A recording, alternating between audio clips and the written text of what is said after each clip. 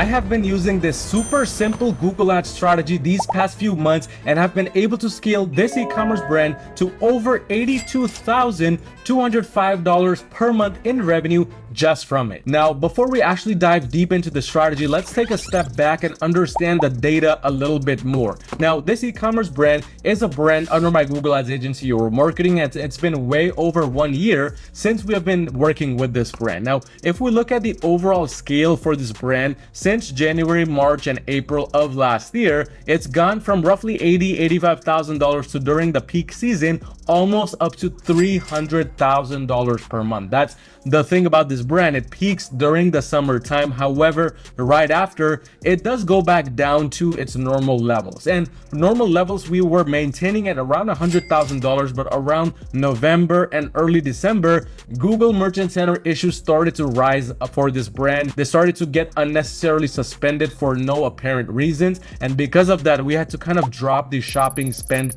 for the brand and rely more on search campaigns while we figured that out. But come December, late December, we figured right through that. December was the lowest month for them with only $48,000 in revenue. And right now, just within this month alone, in the first 22 days of March, we have done roughly $78,000. So we're looking to even do better than what we did last month. But looking at the Google Ads results, we can see now in the last 30 days, we have spent roughly $33,000 and gotten back almost $83,000 at a 2.43x ROAS. The break-even ROAS for this brand is a 1.7x, so this is very profitable for them. And in the last 14 days, we have generated roughly $36,000. So this simple Google Ads strategy is working great. And in fact, the main reason why we kind of got over this slump within the last few days and really gotten things to scale up from the downward trend is because of this new strategy we implemented. Now, this strategy actually is fairly simple. However, not every single e-commerce brand will be able to use this strategy. Here's why.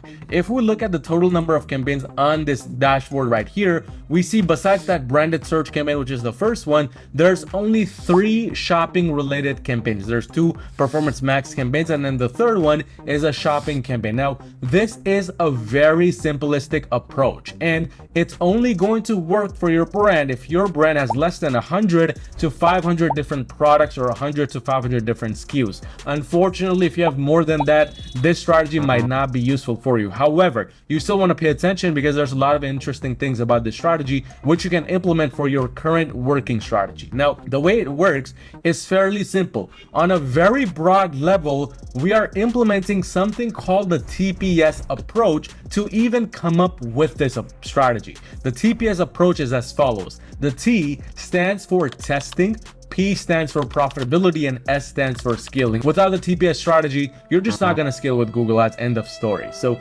with the TPS strategy in mind, what we essentially did is we implemented an approach where this major campaign right here, the one that's spending the most money right now, this is designed to test products. And in general cases, what we would do is we would segment out the P and the S portion of the strategy, where for profitability and scaling, we would incorporate other campaigns related to that. But in this situation, we stuck it with this original strategy and just made the T part of the strategy also combined with the P and the S. So this original campaign is designed to test products. It's designed to scale the profitable ones as well. And this works great because if we look at the daily budget, it's a fairly decent budget and the campaign is able to spend it daily, hence why we have this limited by budget message right here. So you could think of this approach as the all-in-one scaling approach, where we just put everything inside this Performance Max campaign as a strategy, and we don't really make the Performance Max campaign do anything else besides just go after shopping placements only. We don't want any assets in there. We don't want any types of logos, descriptions, etc. It should only be focused on the shopping side of things. But now here's the twist. Although we are testing products, although we are scaling the good ones, we are not keeping the bad products in there, because those bad products end up acting as parasites for the other good products. Here's what I mean.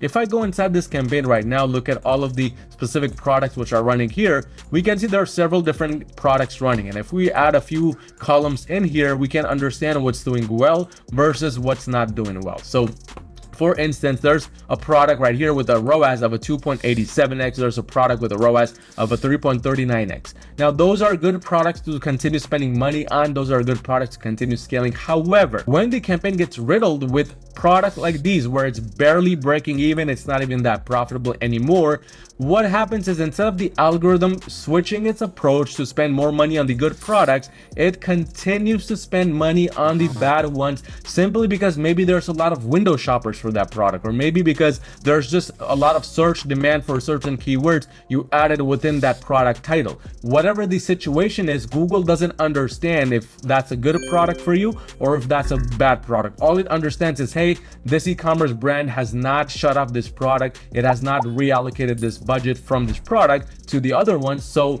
we're gonna continue spamming budget to it. And what happens is these bad products end up eating a large portion of that impression share, which could have been distributed to the good products. Just imagine for a second how many more sales, how many more kind of conversions this product would have gotten if it had gotten 120,000 more impressions from this product spent over to this one. It would have been a lot of extra sales, that's for sure. Because if it got 41 sales with just 115 impressions, maybe it could have gotten another 40 sales just from this 120,000 impressions. So that's a huge number to be missing out on because of these bad low quality products. So that's why you want to kind of segment out those kinds of bad products with this approach into their own campaign. And that's exactly what we have done here with this smart bidding strategy. As you can see, this campaign here, it's a performance max campaign running at a very high target ROAS, because that's our general approach to these bad excluded products. We just run them secondary in their own campaigns and their own approaches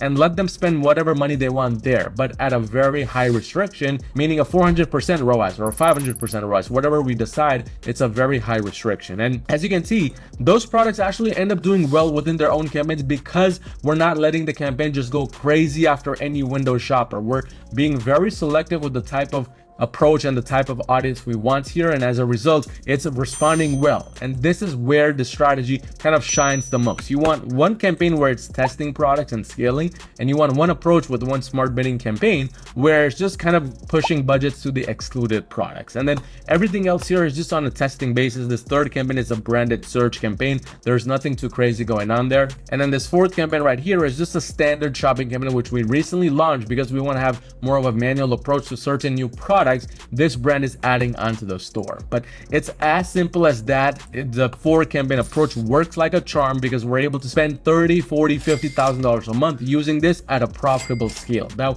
long-term scale, of course, you want to be adding more vertical scaling, meaning increasing budgets as necessary, as well as adding horizontal scaling, where you're adding more campaign tabs and not just relying on performance max and a simple brand search campaign. But if you run a brand doing $1 million a year and you want to scale to the next level with Google Ads, go onto my website at yourmarketing.com and schedule a free call with me to see essentially how we can work together and make that happen. But check out this video right here on a recent case study I did of a brand we blew up to $1.8 million a month using a similar simple approach like this.